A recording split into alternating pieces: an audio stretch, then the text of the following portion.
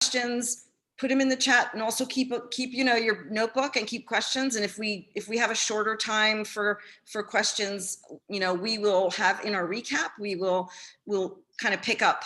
I think that it'd be really wonderful because the kind of balance of my lecture and Gabby's is, I think, going to be pretty interesting. And so that'll be a really fun discussion. So if you don't get to all the questions or what have you, then, just save them up for tonight. I'm really looking forward to that conversation. So I'm going to just share the screen.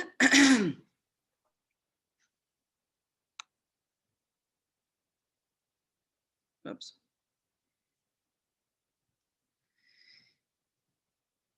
Okay. Say a prayer for my computer, everyone. And where's my, okay. All right, so grief and mourning in contemporary art. Now, this lecture has gone through several iterations.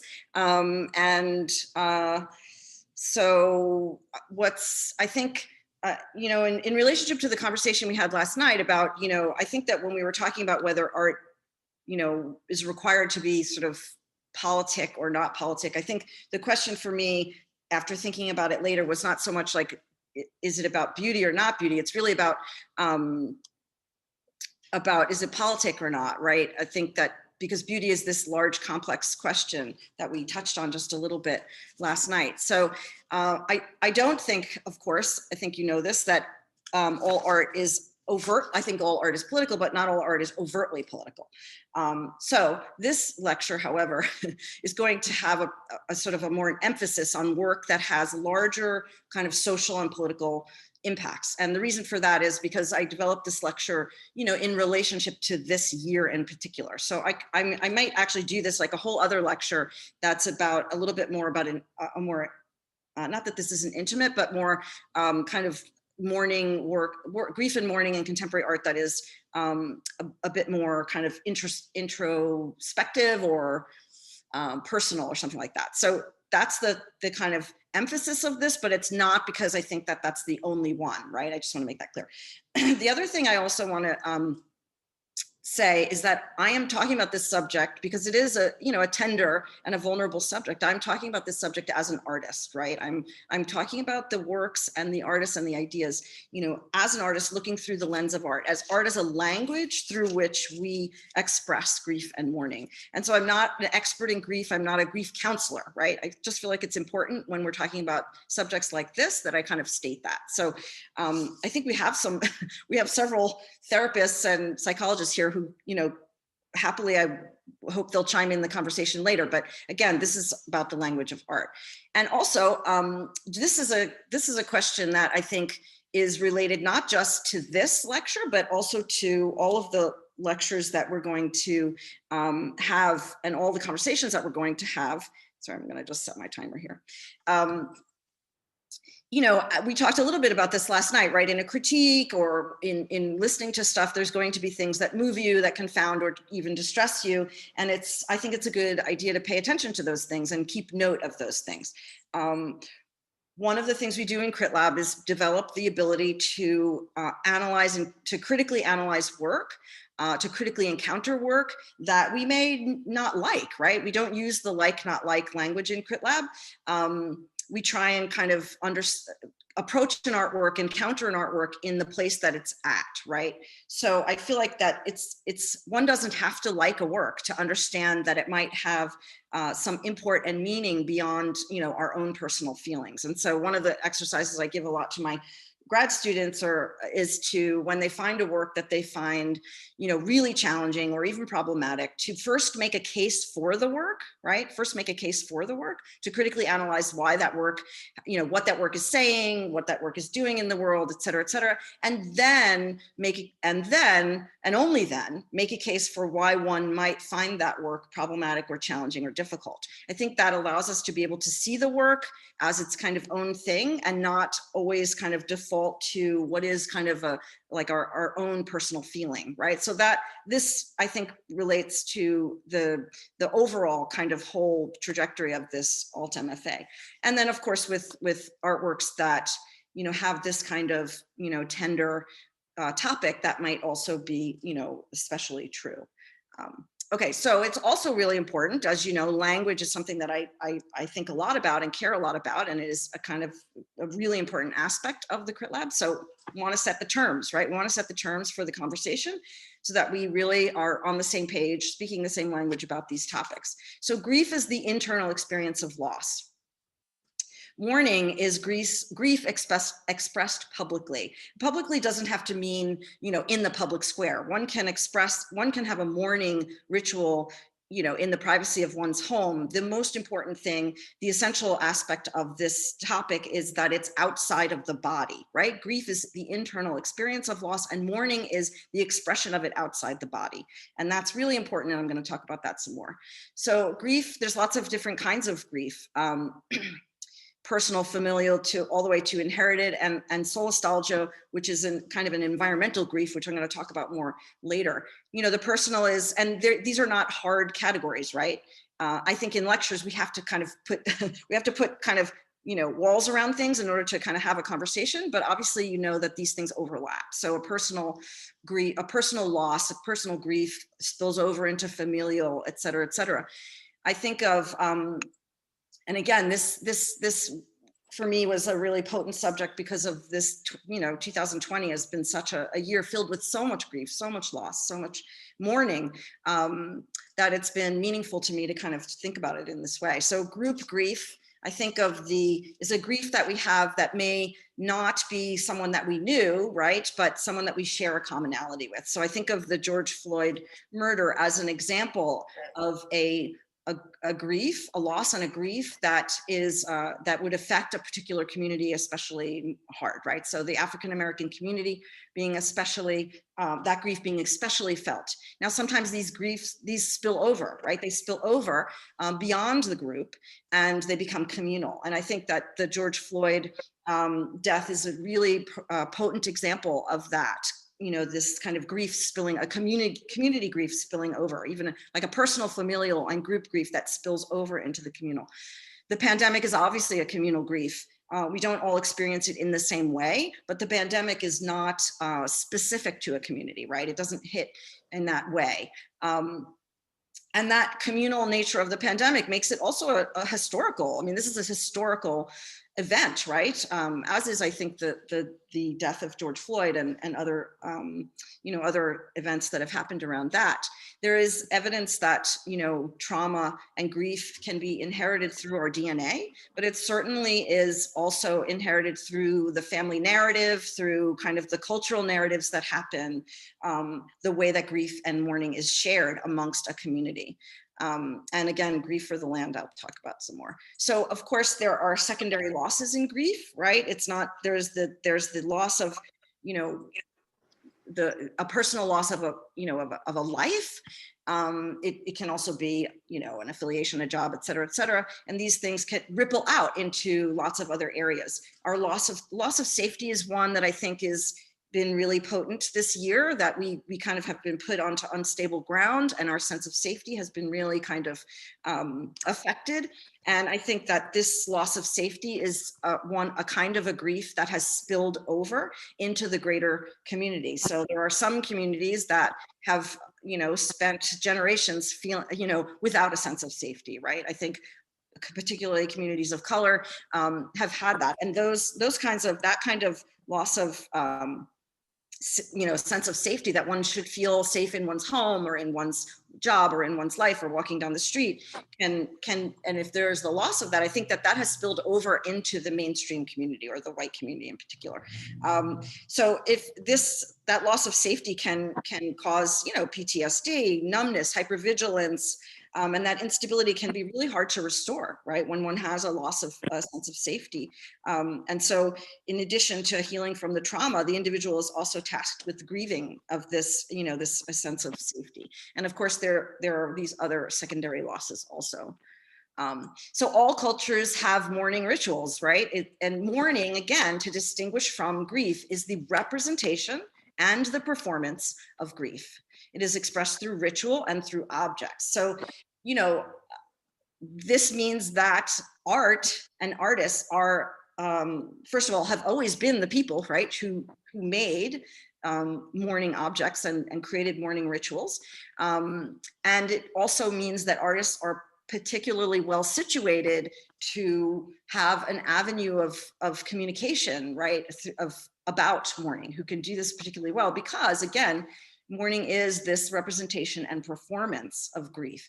And the fact is that if grief goes unacknowledged, then it can be really difficult to heal, right? So one of the things I think that has also been apparent in recent times, I'll move you guys over so I can see my slide, has been really apparent from this is the idea that when a grief goes unacknowledged, and even centuries of grief go unacknowledged, then it can become extremely difficult to heal.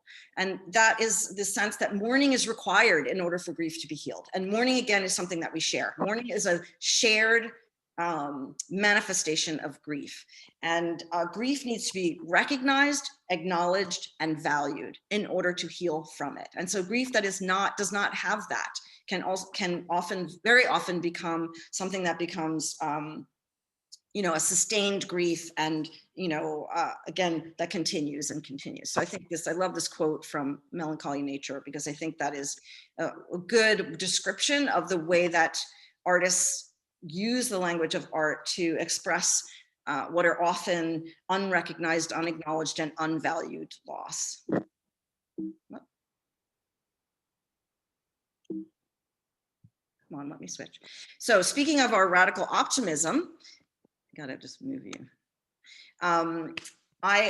Some of you have surely heard me talk about this person before, this artist, Vedran Smailović, who was is a cellist who in the siege of Sarajevo, when there was a particular loss of life, he went out into the rubble in the middle, and this is an image from that time, went out into the rubble in the midst of this war, which was a devastating, and it was a culturicide. There was very deliberate attacks, like on the library, for example. How do you destroy a people? The first thing you do is you destroy their history and their culture through the destruction of a library.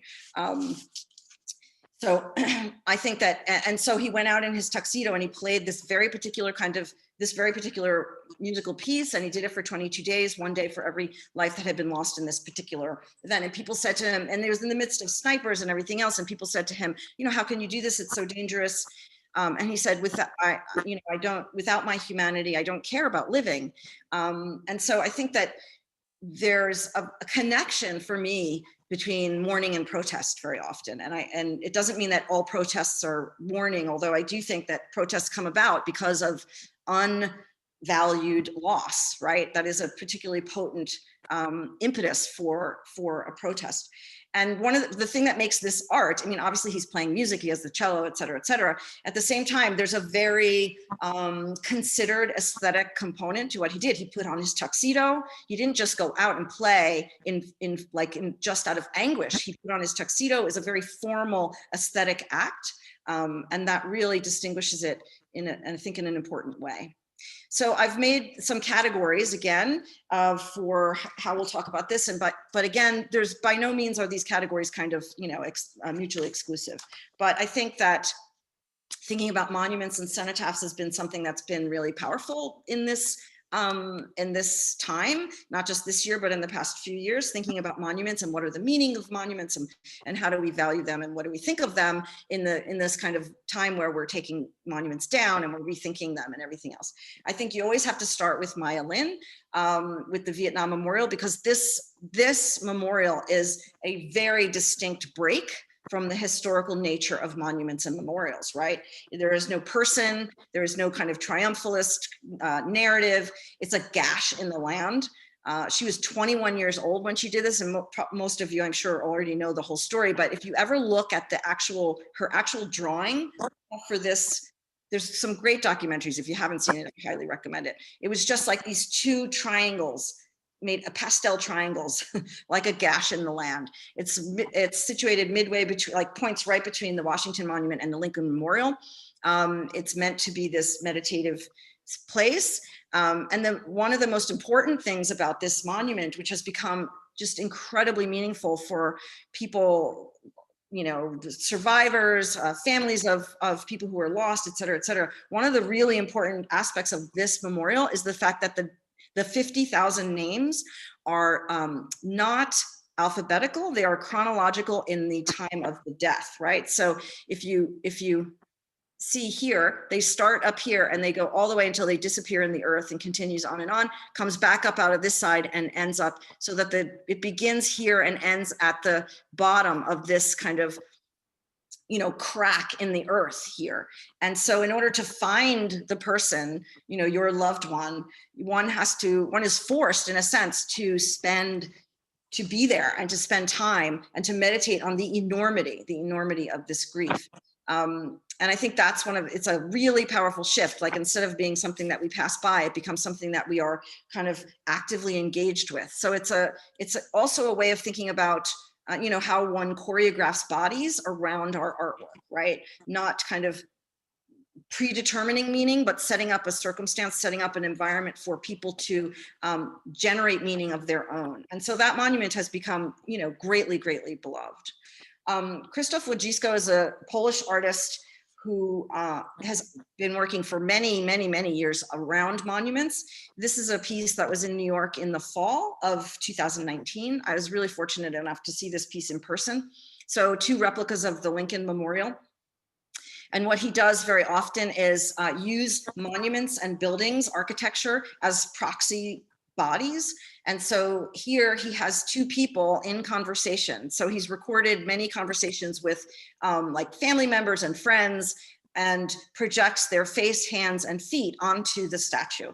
And they're really different. People are talking about the issues of the day, and this was last fall. So obviously we were just coming into the election, and, you know, it's a very fraught kind of time. The conversations are fraught. And so the amazing thing about these is how uncanny these statues are. You can't separate the kind of animated face, the animated body of the person speaking from the statue. So it's a really amazing way to, I think one of the things that he does that's so incredible and just is to kind of give voice to people, often people who've experienced great loss, and allow their voices to be heard and their bodies to be seen without their physical, and while their physical bodies are protected. So it's a very, I think it's a complex and ethical kind of way of negotiating this idea of the first mandate of peace, of peacemaking and peace building, is to not re-traumatize, right? That's one of the #1 things that peacekeepers are tasked with doing, people who do cultural diplomacy and stuff like that. And so I feel like he gives the opportunity, gives voice to these people without kind of aggrandizing or exploiting them, right? So this is a piece that was where the stories of refugees tell their stories.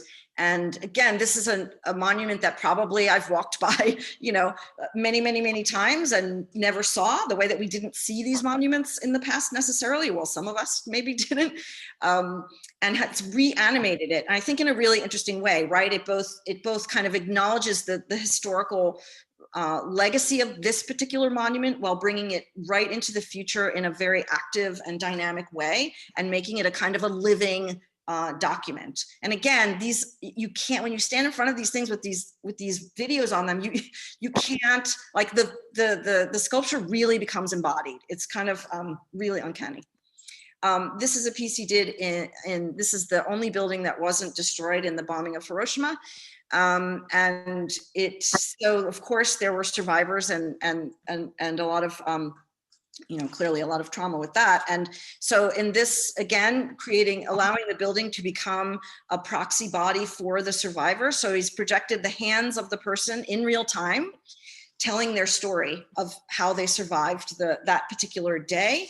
And so the architecture becomes the body of the, not only the body of the individual, but the body politic, the body of the culture, the body of the community, right? And it allows this person to tell what is a very difficult story while they remain protected in their person, but also get to have that mourning where that is kind of, again, recognized, acknowledged, and valued. That grief is recognized, acknowledged, and valued. I had to show this one because, of course, there's a bunch of Boston folks here. This is a piece that was done in 1998, and when there was many unsolved murders.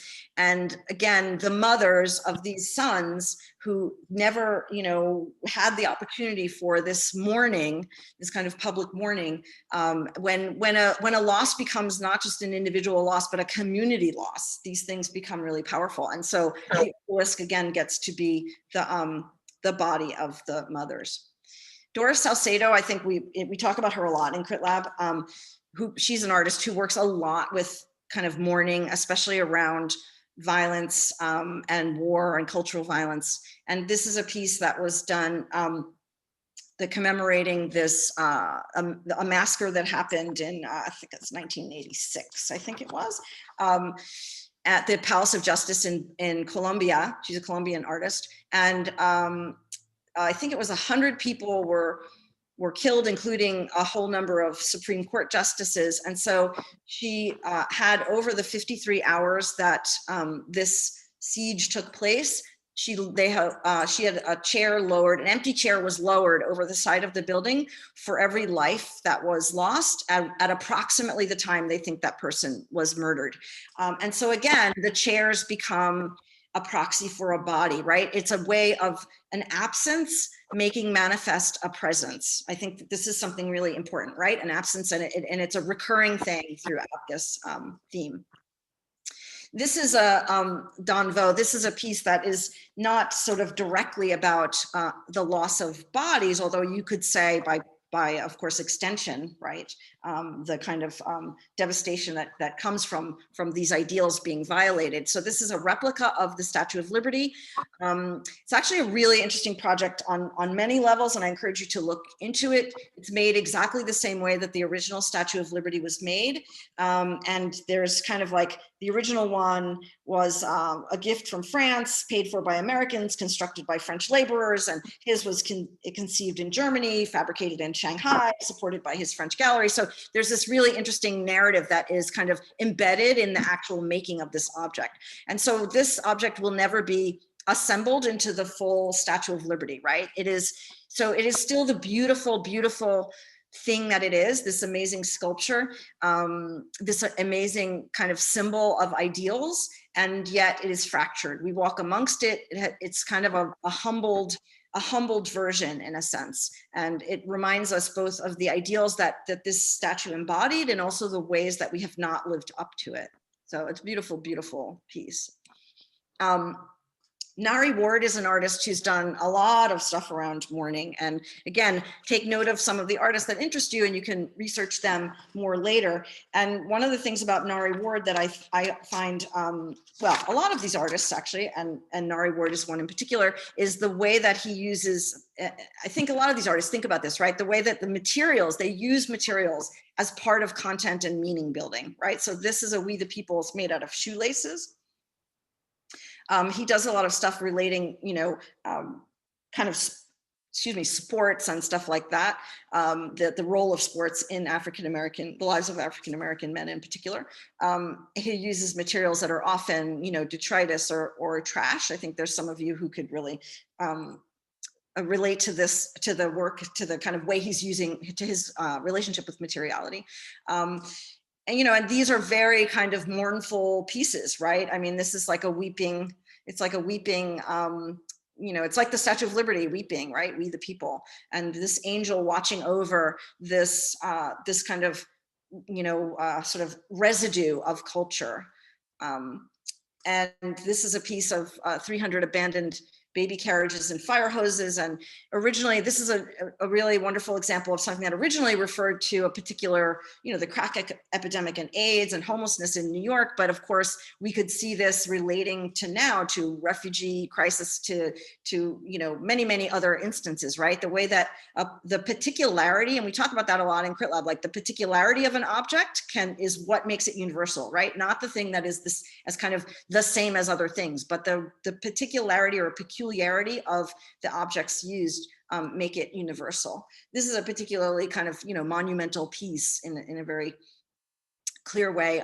These are bats, again, kind of relating to the role of sports in the lives of African-American men in this country, creating this kind of totemic and altar-like installation.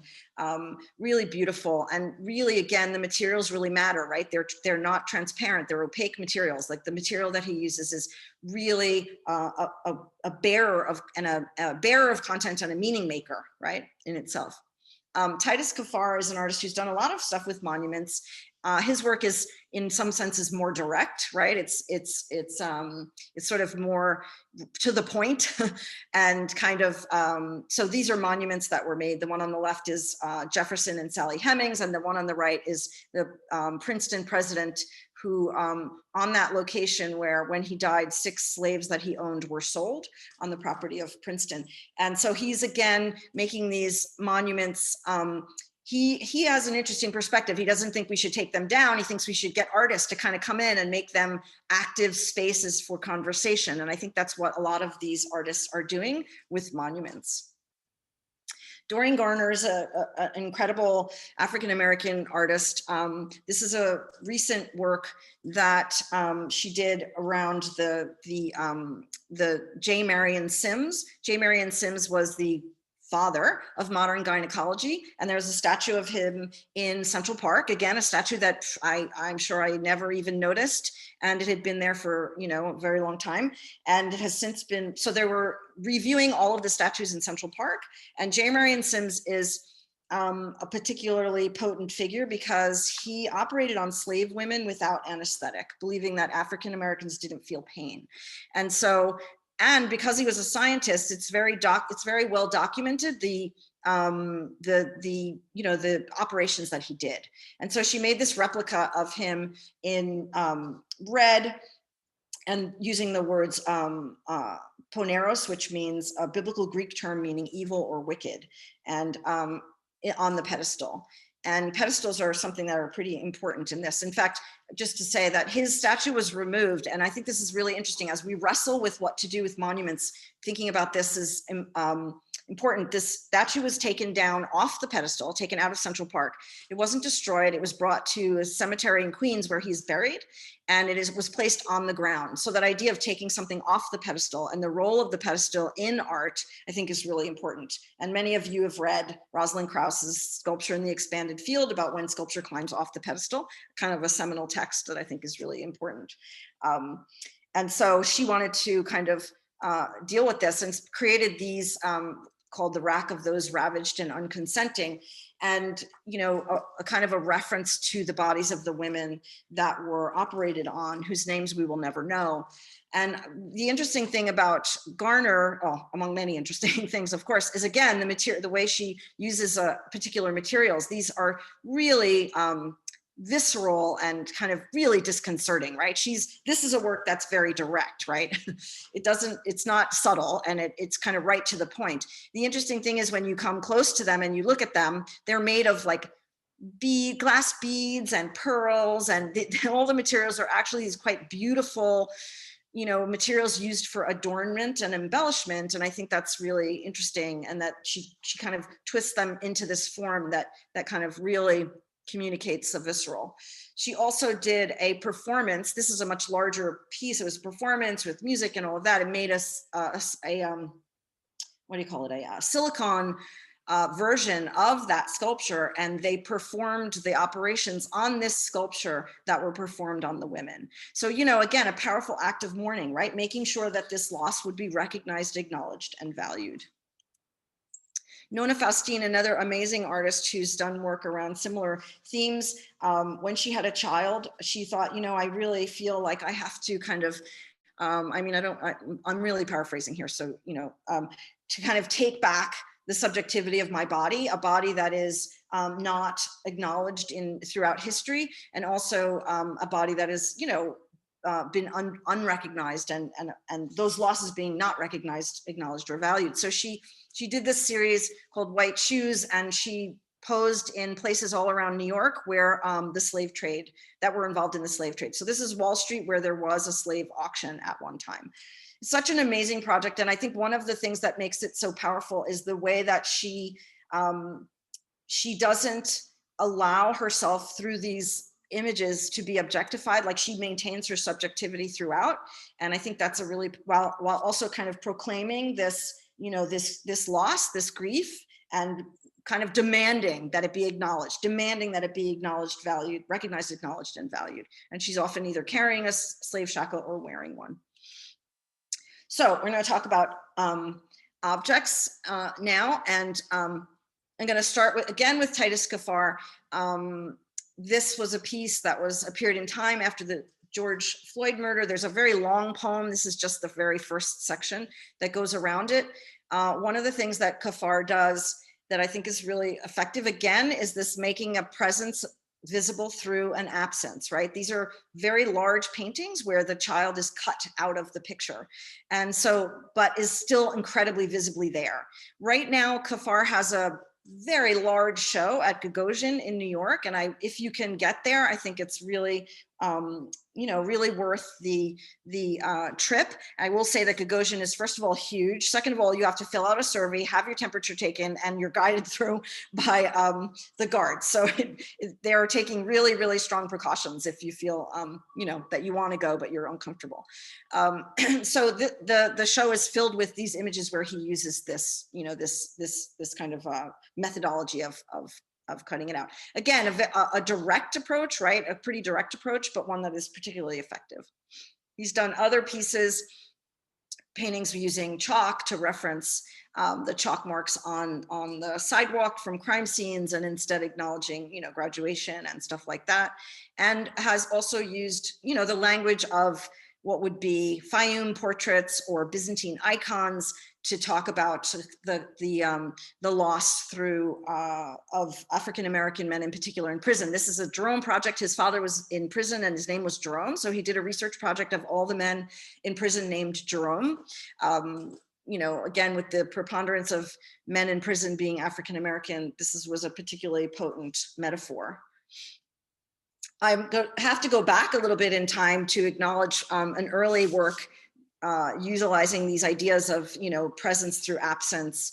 And this is Felix Gonzalez-Torres, and many of you, I'm sure, know him as well as many of the other artists in this talk. But this was a piece that was done during the AIDS epidemic, and when the term AIDS was, something that was very, some people wouldn't say it. It was very problematic. There was the loss in the gay community was not being acknowledged. Those losses were, in fact, being refused to be acknowledged. And so he created this piece of the impression of two heads in a bed to talk about things that weren't being spoken of, right? That could not be spoken of. And these were displayed and installed in billboards all around New York City.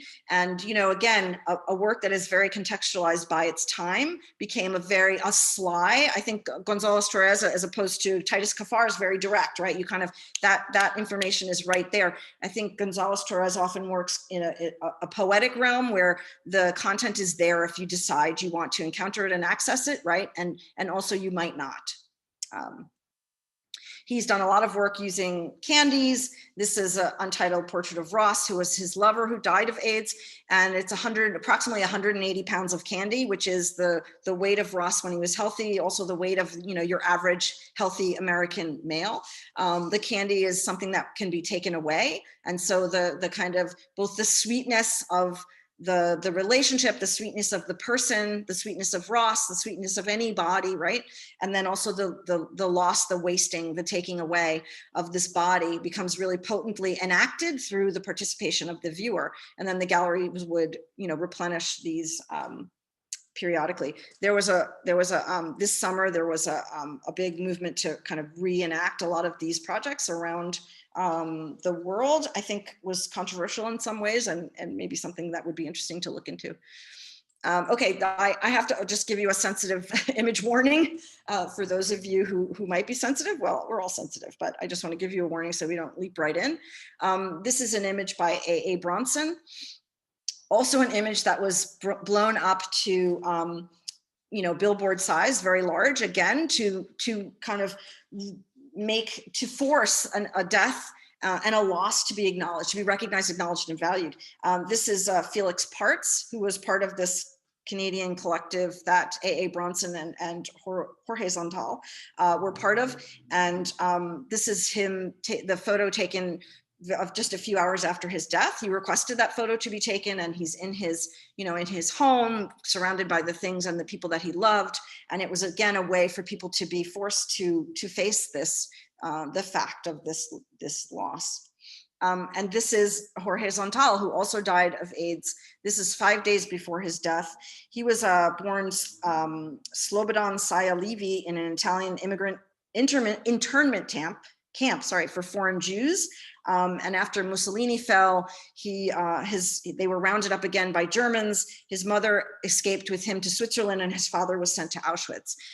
His father survived, and Jorge said of this image, he said that this feels that he probably looked exactly like, his father probably looked exactly like this when he left Auschwitz. And he wanted to document the kind of familial genetics of disaster. Beth Krensky is an artist she's currently in Utah, really has done a lot of stuff around kind of reliquaries and ritual and mourning. I've only have one piece of hers in here, but I really encourage you to look her up. She did a lot of work working with mothers in Palestine and Israel who had lost children during the intifadas, and has done a bunch of things where the mothers talk about their grief, and kind of the work kind of talks about the commonality of the grief that is not distinguished by whether the people are Palestinian or Israeli. So this is these are bronze, basically sticks that have names of children who were killed. Doris Salcedo, again, you kind of can't get away from Doris Salcedo when you're talking about grief and mourning, because it's such a fundamental and kind of primary part of her practice.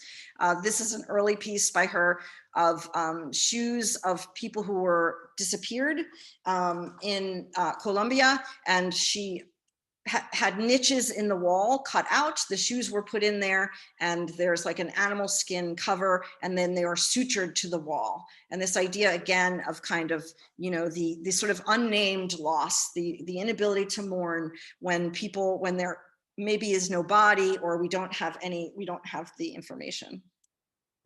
She also uses domestic objects a lot, and I think this is really fascinating. So taking a domestic object, because of course the loss is very often of women and children, and often those deaths are not recognized as well, and kind of makes these domestic, utilitarian objects unusable by filling them with concrete and kind of entombing objects, domestic objects, intimate objects, children's clothing, women's nightgowns and stuff into this object. Very powerful.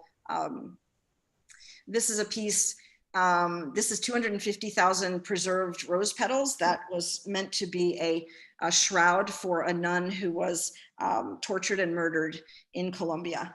And I think that she talks about, again, having lost our ability to mourn. And I think she's referring to, and many of these artists do, are referring to not so much that we don't mourn, but that we have lost a kind of cultural kind of communal acts of mourning. Obviously, people in individual communities have mourning rituals, but there is something about a communal mourning ritual, and also the inability, again, to mourn people who we may or may not have records, or we may not even know, when or how or who they were, how they died, etc. Teresa Margolles is a Mexican artist who also does a lot of stuff, really incredible artist. There wasn't a lot of really good pictures, so her work is amazing, and I really encourage you to look it up. And Teresa Margolles uses objects that were, left behind by people who were murdered, unless you think that's a kind of an exploitative act. She is a forensic scientist, and so these are objects she actually encountered in the lab, and she will kind of embed them in concrete. These are clothing of people who were murdered, and so the notations and stuff are things that were there from the autopsies. This is a big shroud piece that was actually used in these things. Again, trying to force people to recognize and acknowledge and value these very huge losses. She had work at the Venice Biennale, for those of you who were there, pretty incredible stuff. So her work is much wider than only this, but pretty complex and, complex work, yeah. Alfredo Jaar, I love this, speaking of our, again, radical optimism, I love this quote. So I fail every time, but I keep doing it, right? There's many projects that I could talk about, but I'm gonna just talk briefly about this one project. About Rwanda being also a massacre that was, you know, not acknowledged by the world when it happened. And so he was trying to figure out, so he did a bunch of projects around this, some of them being, you know, this bus station, just saying it, just saying the word Rwanda, so people would not be able to deny.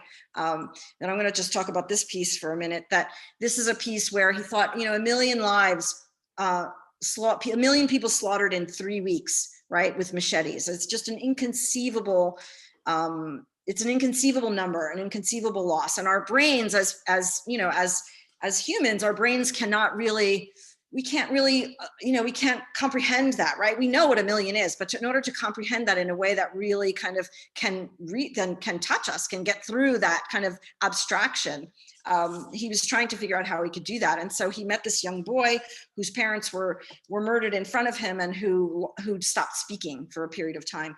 And so he thought, how can I communicate 1 million lives? I can do it through the eyes of this one boy.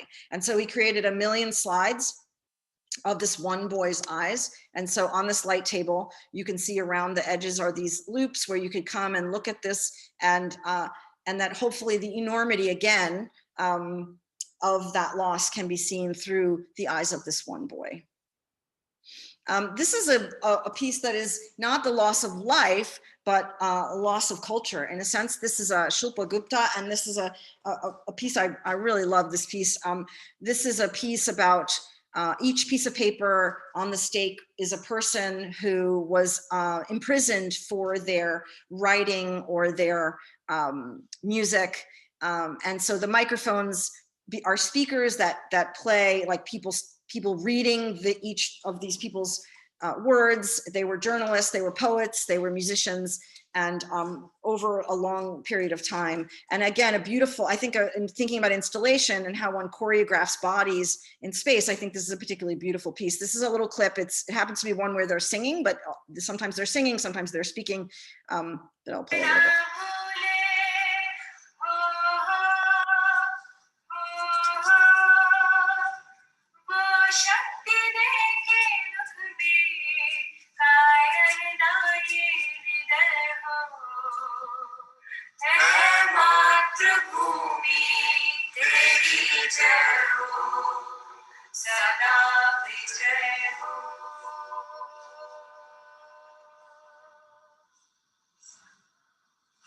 So I think that's a really beautiful piece. The sound would come out of different speakers, different voices. And so as you walked around, you could read, you know, about the person's, basically it was like when they were imprisoned, what they were imprisoned for, and for how long.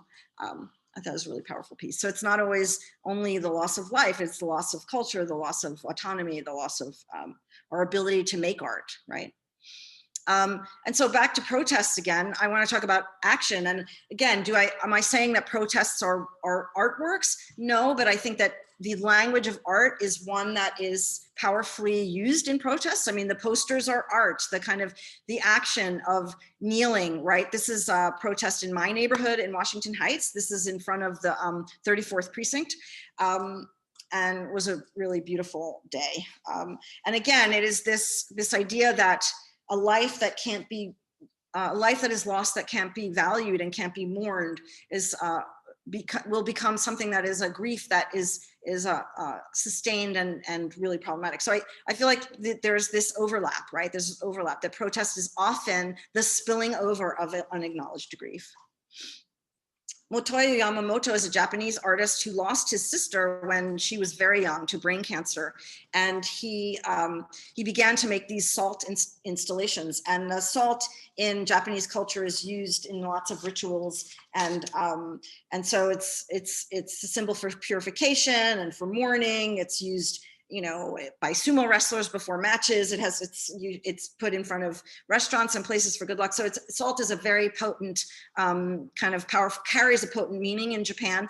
And so he started to do these installations. And so the work is not just this finished object, it's him in the space making this. So there is this aspect, I mean, referring to our conversation last night of like a contemplation, right? A meditative act, a way of reiterating this kind of acting out this mourning in a physical way.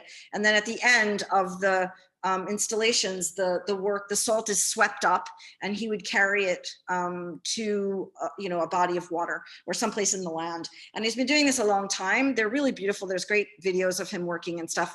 And at this point, he has now involves the community, right? That community gets involved and that people come together and sweep up the salt together and carry it together. And so this act of mourning becomes, you know, that was deeply personal for him, becomes a way of enacting for a whole community, becomes a mourning ritual for the community.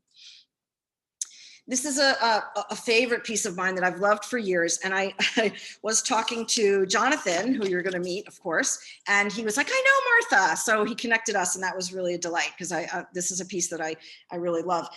So this is a performance and installation work that was from research of Victorian mourning rituals. So during a woman's first year of mourning, she couldn't wear any cloth that reflected the light. So like satin and the clothes like silk and stuff like that couldn't be worn. So they had to wear wool, bombazine, or crepe, which didn't hold the dyes. And so the color ran in the rain and the heat and stained her body. And so this became a very potent metaphor for her, the way how this public performance of grief was experienced in such a private and corporeal way by the women. So this is a dress made of crepe paper, black crepe paper, which is then, you know, the water comes down. So I'm going to play a little video of this. I'm going to kind of probably jump through it so you can see, just because for time, and hopefully that won't mess up my computer here.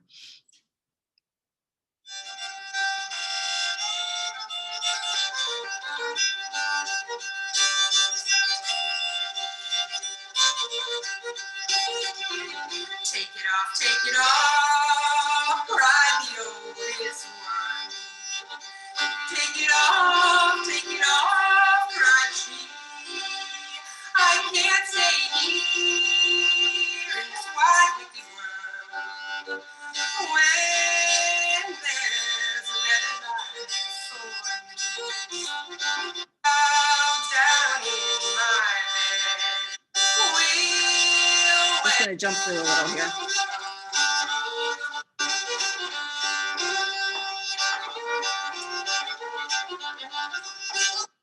Oops. Sorry.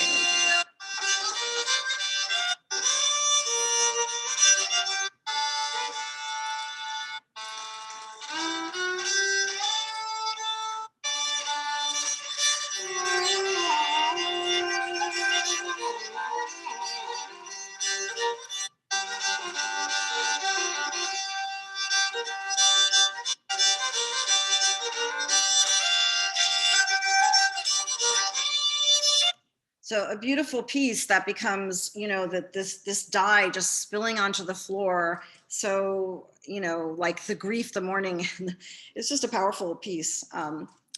And so this is a piece that in some ways is almost the exact opposite of McDonald piece, which has a real intimacy and a kind of a, you know, something that's experienced in such a private and corporeal way. This is a Taryn Simon. This was at the New York Armory. This is, she hired professional mourners from all around the world. And almost every culture has this tradition of hiring mourners to cry, to keen, to play music, to wail at the funerals. And so this is such a fascinating idea that even, you know, that this kind of public act of mourning is so powerful that it doesn't even have to be you, right? That you might not be able to be the one crying, but that you can have someone there who does that for you. It is the whole idea is this public this public act of mourning. And so people were able to go into these small chambers and to listen to these professional mourners. And these are actually, you know, people who this is what they do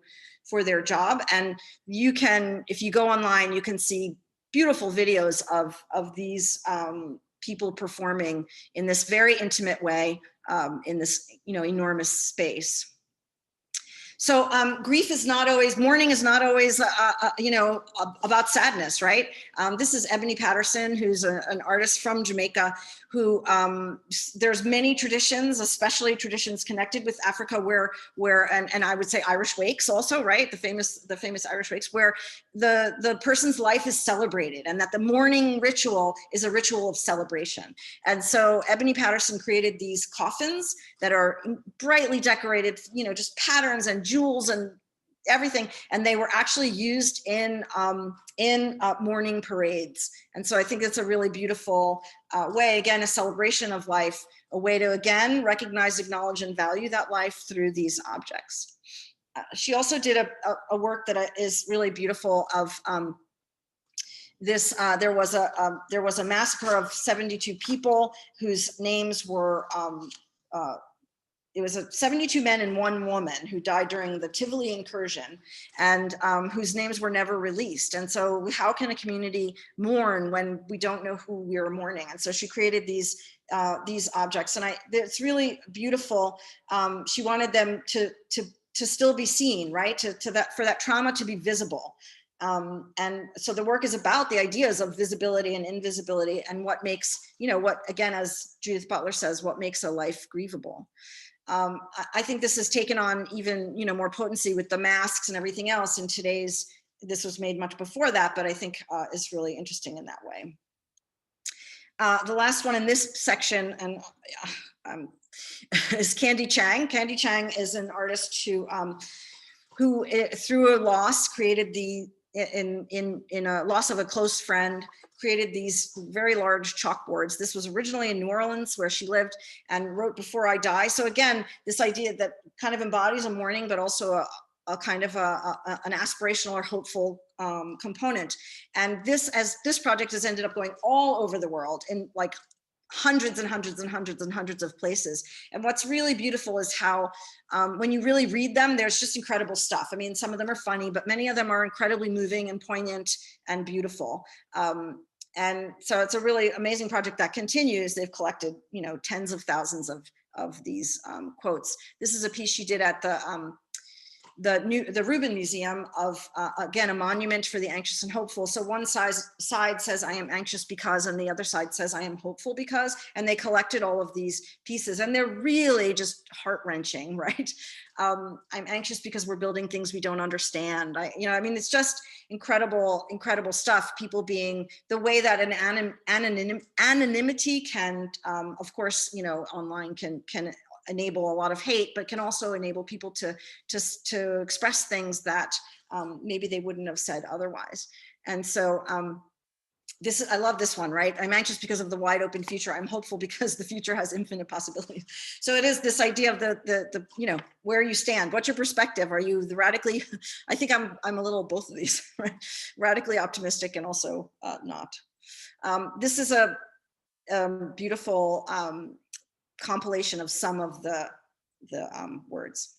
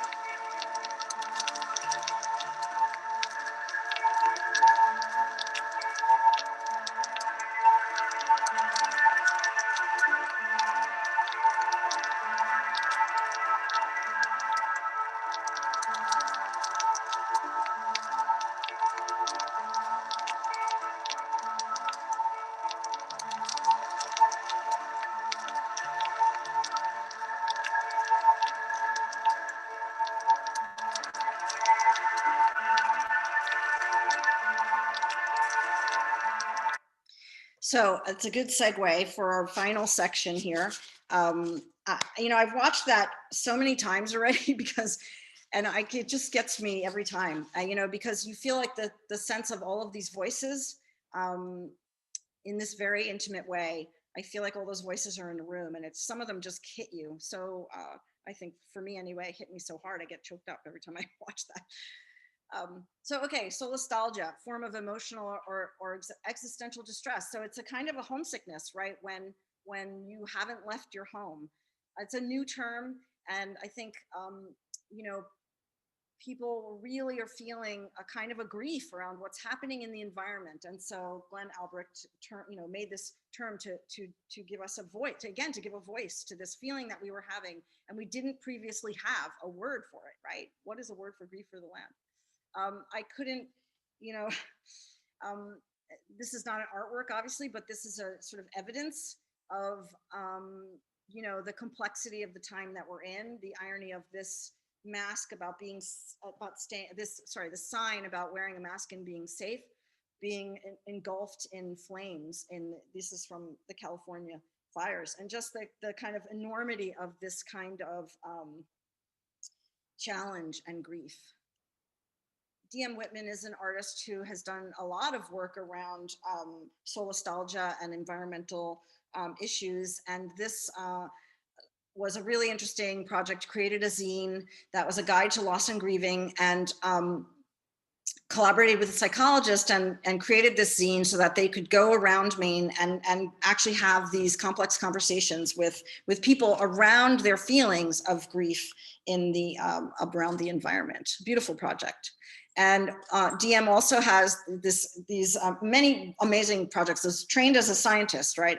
And so I think that she worked as a field biologist for more than a decade. So her work is always kind of this looking at science through the lens of an artist, right? Through the lens of art and with an artist's eye. So these are satellite images of glaciers that she prints in using a 19th century salted paper photographic process, documenting the changing landscape. And so she will have a group of them that will be fixed properly, so they will be, you know, permanent, and some that will be not fixed through the photographic process, and so will fade. They will be unfixed and they will fade over time. And this is a really beautiful metaphor for what we are experiencing in this Anthropocene.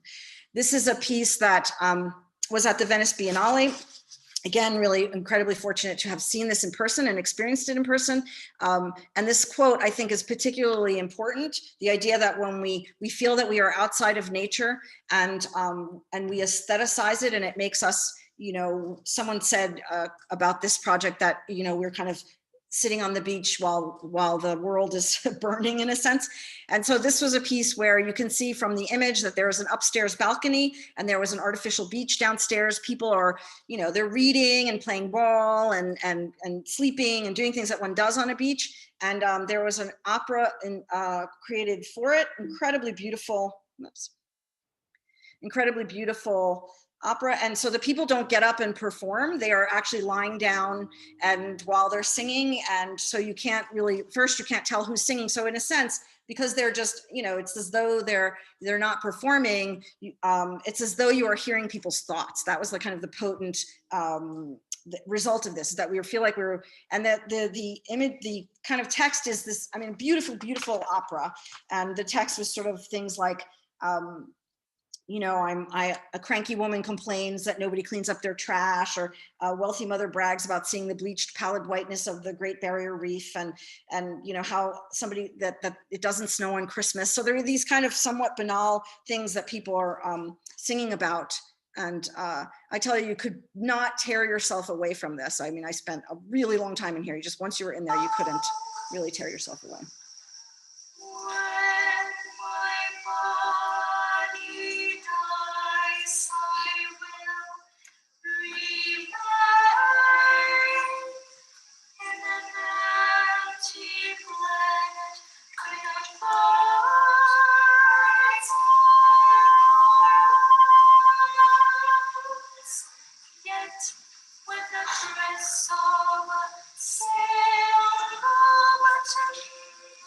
It's even hard for me to turn that off now.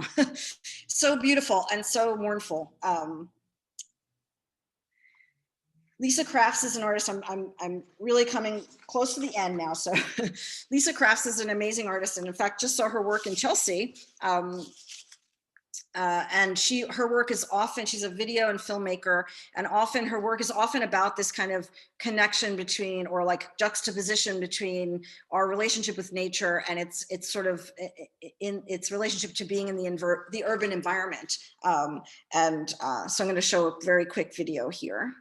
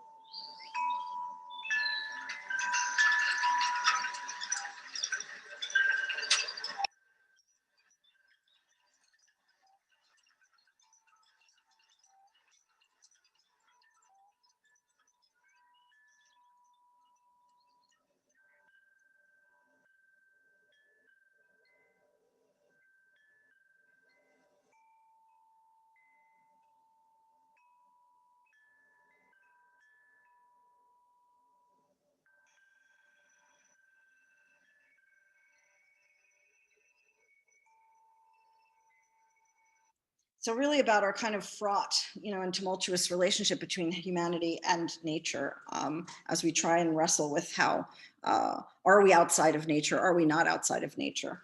I'm going to go through these quickly. This is Pat Pickett, really incredible project where she worked a lot with scientists who study wind. There's like an entire field of wind study, which is really fascinating.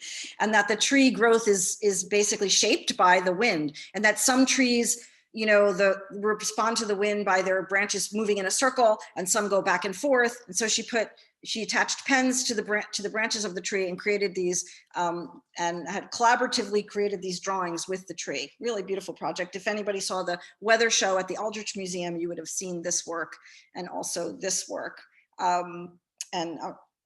This is Sarah Bouchard, who collected a year's worth of weather data and tracked it onto a graph and made punch cards and made these beautiful little music boxes.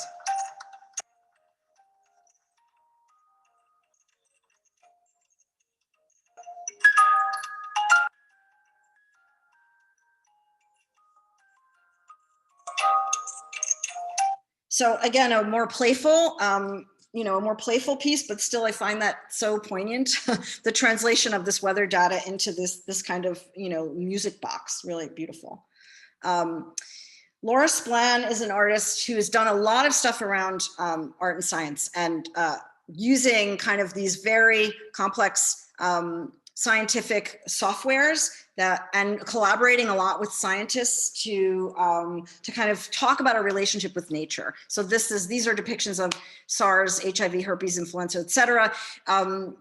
This was done quite a long time ago and has taken on a much deeper resonance now, obviously. I'm going through this quickly, but this is work that connected to that work. It turns out that the animals, that alpaca and llama are the animals used for the vaccine, for development of vaccine, because they have a certain kind of a protein that's really compatible. And so these animals are used for this vaccine production and then killed. And so there's all this wool. So she started collecting this wool from these laboratory animals and spinning it and dyeing it and doing this whole collaborative project that's really fascinating.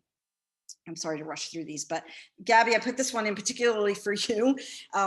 She's using this scientific software for mapping viruses and proteins, and she created this animation where she pulls and unfolds the proteins. So the software kind of will only let it behave the way that the actual proteins will, but she's kind of playing with this as an aesthetic, artistic gesture.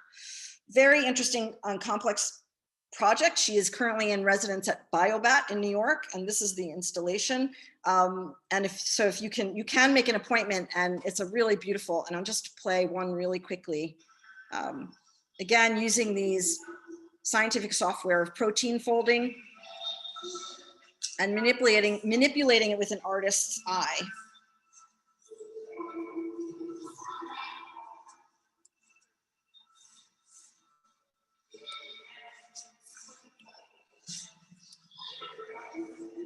So really beautiful. That project is so complex that there's not enough time for me to really go into detail, but I encourage you to go to her website and check out her work. I was tempted to put a whole bunch more of her things in because she's done a lot of stuff around AIDS and just an amazing, amazing artist.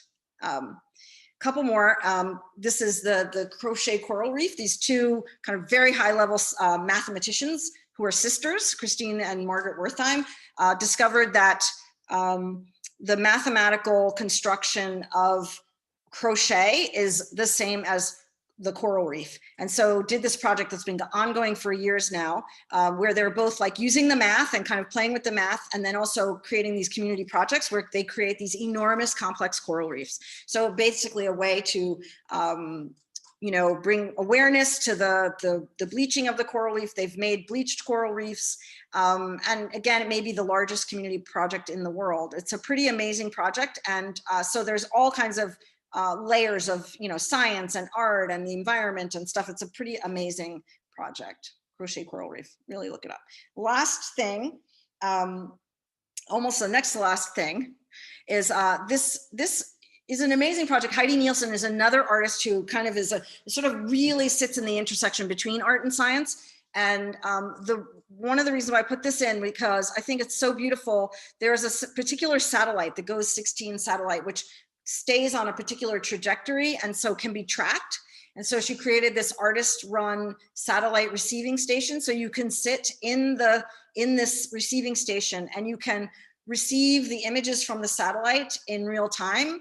And basically you are looking at the planet, you are looking at the satellite looking at you. So there's this beautiful way, like the satellite is looking down at us and taking a picture, and we get to be in that, like the sort of the glance of the sort of position of the loved one, right? The one being gazed at, and then we get to gaze back. I think there's something really complex and powerfully poetic and kind of soul nostalgic about that. And the last image is, this is an image which again is not an artwork, but to kind of loop this around to ideas of protest. This is from the Fukushima Daiichi plant in Japan, that, you know, obviously had the disaster. And this was very soon after. And this is an anonymous person who they can only assume was an employee because he was able to get onto the campus, you know, a high security place. And he knew where the surveillance cameras were all over this place. And he went and he stood and pointed at the camera for 15 full minutes.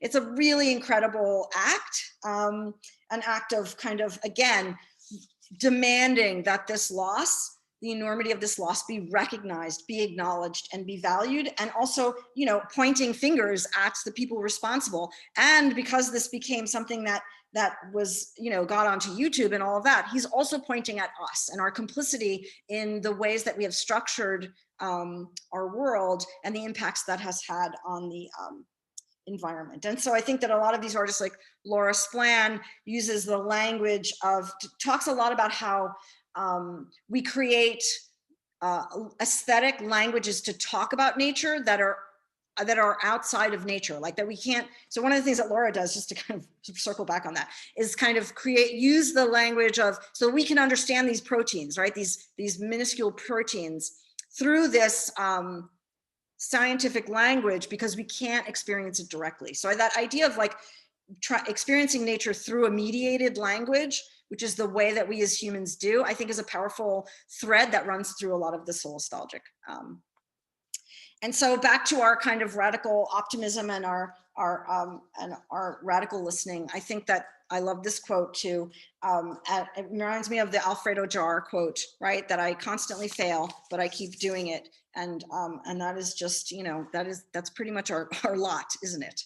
And that's it.